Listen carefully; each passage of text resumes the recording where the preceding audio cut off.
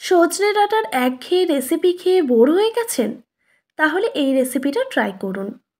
নমস্কার বন্ধুরা, আবারও একটি নতুন রেসিপিতে পূর্বাস কিচেনে আপনাদের সবাইকে স্বাগত জানাই। বন্ধুরা, আজকে আমি সজনে ডাঁটার সম্পূর্ণ নিরামিষ দুর্দান্ত স্বাদের একটি রেসিপি আপনাদের সঙ্গে শেয়ার করব।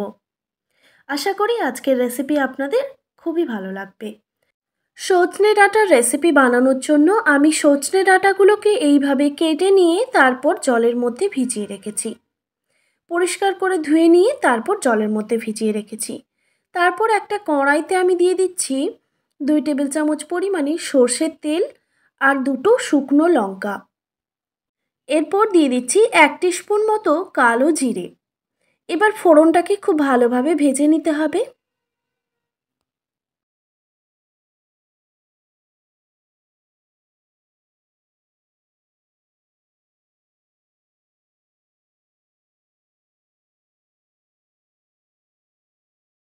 ফোড়নটা খুব ভালোভাবে ভাজা হয়ে গেলে এখানে কেটে পরিষ্কার করে ধুয়ে রাখা সজনে ডাঁটাগুলো দিয়ে দিতে হবে।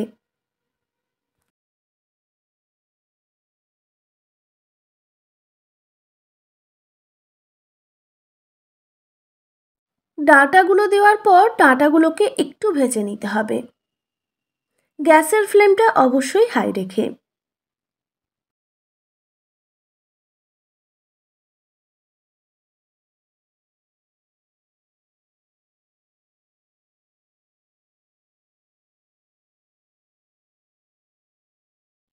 ডাঁটাগুলোকে আমি একটু নাড়াচাড়া করে হালকা করে একটু ভেজে নিয়েছি। তবে এখানে খুব বেশি ডাঁটাগুলো যে ভাজতে হবে সেটা কিন্তু না, শুধুমাত্র ডাঁটার একটা কাঁচা গন্ধ থাকে সেটা চলে গেলেই কিন্তু হবে। এরপর এখানে আমি গুঁড়ো মশলা অ্যাড করছি। দিয়ে দিলাম স্বাদ মতো নুন, হলুদের গুঁড়ো আর দিয়ে দিচ্ছি ঝালের জন্য লঙ্কার গুঁড়ো। তবে বন্ধুরা, আপনারা অবশ্যই ঝালটা কম বেশি করে নিতে পারেন। এবার সামান্য পরিমাণে জিরে গুঁড়ো অ্যাড করলাম। এবার খুব ভালোভাবে নাড়াচাড়া করে নিতে হবে। আর এই সময় আমি গ্যাসের ফ্লেমটা মিডিয়ামে রেখেছি।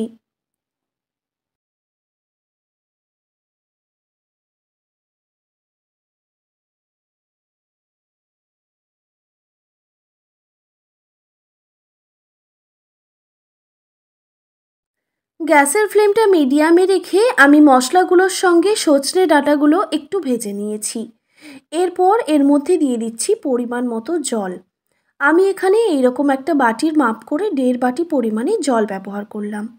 এই রেসিপিতে খুব বেশি জলের প্রয়োজন পড়ে না, শুধুমাত্র ডাঁটাগুলোকে সেদ্ধ করার জন্যই আমি জলটা ব্যবহার করছি।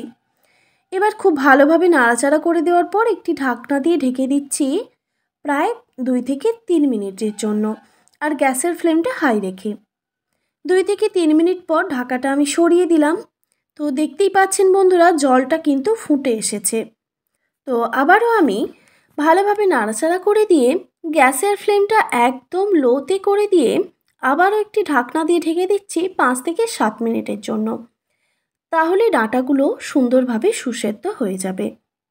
5 থেকে 7 মিনিট পর ঢাকাটা আমি সরিয়ে দিলাম। এবার ডাঁটাগুলো সেদ্ধ হয়েছে কিনা সেটা চেক করে নিতে হবে।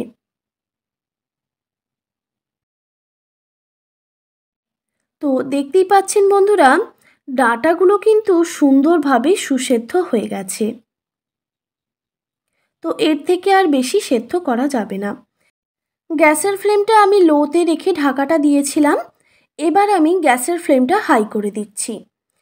এই জলটা পুরোপুরিভাবে শুকনো করে নিতে হবে। আর বন্ধুরা, এই সময় আমি এখানে দিয়ে দিচ্ছি 2 টেবিল চামচ পরিমাণে সর্ষে পোস্ত বাটা। সর্ষে আর পোস্ত আমি এখানে আগে থেকে বেটে রেখেছিলাম একসঙ্গে। আর এখানে আমি হলুদ সর্ষে ব্যবহার করেছি। সর্ষে পোস্ত দেওয়ার পর খুব ভালোভাবে নাড়াচাড়া করে নিতে হবে আর মিক্স করে নিতে হবে। আর গ্যাসের ফ্লেমটা হাই রেখে এই জলটা পুরোপুরিভাবে শুকনো করে নিতে হবে।